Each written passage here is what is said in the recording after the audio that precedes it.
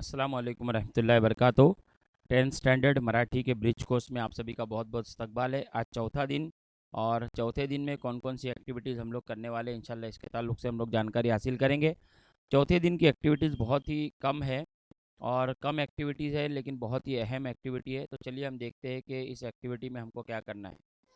सबसे पहले हम बात करेंगे चौथे दिन के क्षेत्र की। दिवस चौथा क्षेत्र है लेखन क्षमता, मतलब तहरीरी महारत को बढ़ाना। संकल्पना है समानार्थी शब्द। तो मतलब आज के पूरे ब्रिज कोर्स के अंदर चौथे दिन में हम जानेंगे समानार्थी शब्द, जिसको अगर हम उर्दू में बात करें तो हम कहते हैं हम मानी अल्फाज। तो हम मानी अल्फाज क्या है, समानार्थी शब्द है क्या है, इसके ताल्लुक से इंशाल्लाह जानकारी हासिल करेंगे। जाणून घेऊया, हमको जानना है, क्या जानना है, पुढील उदाहरणाच्या मदतीने शिक्षकांनी विद्यार्थ्यांशी चर्चा करावी किंवा गटात चर्चा करण्यास सांगावी। कुछ आगे एग्जाम्पल दिए जाएंगे, उस एग्जाम्पल की मदद से, उन मिसालों की मदद से हमको ग्रुप में उसके ताल्लुक से चर्चा करनी है या फिर आपके ग्रुप बनाकर, स्टूडेंट्स के ग्रुप बनाकर आपको चर्चा करनी है, आपस में बात करनी है, जिसको हम लोग कहते हैं ग्रुप बनाना और ग्रुप के ज़रिए स्टडी करना। तो यहाँ पर आप देख सकते हो कुछ मिसालें हैं। अदनानची आई बाजारात गेली। ध्यान से जो है इसको सुनने की कोशिश कीजिए और ध्यान बिल्कुल स्क्रीन पर रखिए। अदनानची आई बाजारात गेली। दूसरी मिसाल है माझी माय शेतात राब राब राबते। और तीसरी मिसाल है बचत गटाच्या सभेत सर्व माता भगिनी उपस्थित होत्या। अब इन तीनों उदाहरणों को, इन तीनों मिसालों को देखने के बाद में शोध हमको क्या लगाना है कि वरील उदाहरणांमध्ये समानार्थी आलेले शब्द ओळखून लिहा। समानार्थी शब्द आपको नज़र आ रहे हैं क्या? तो बिल्कुल नज़र आ रहे होंगे। कौन से है वो? तो पहले जुमले में आई, दूसरे में माय और तीसरे में माता। वरील उदाहरणांमध्ये एकच अर्थाचा आलेला शब्द ओळखून लिहा। एक ही मतलब जिनका आता हो ऐसा शब्द ढूंढना, तो उसका मतलब भी हुआ समानार्थी शब्द। तो यहाँ पर आप देखेंगे आई, माय और माता।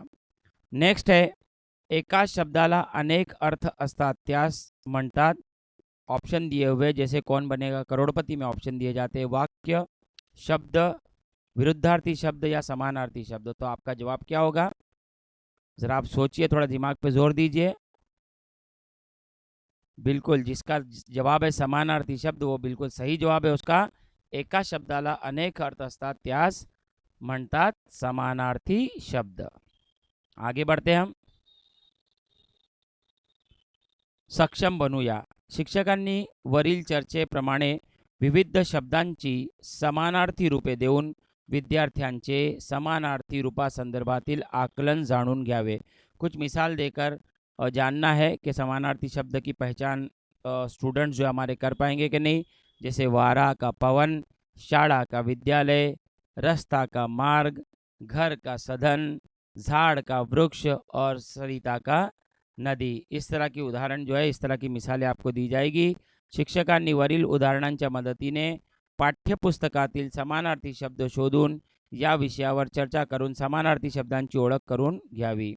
अब यहाँ पर टीचर्स का ये काम है और बच्चों का भी ये काम है कि टीचर्स आप लोगों को आपकी किताब में से कुछ समानार्थी शब्द ढूंढने के लिए देगा।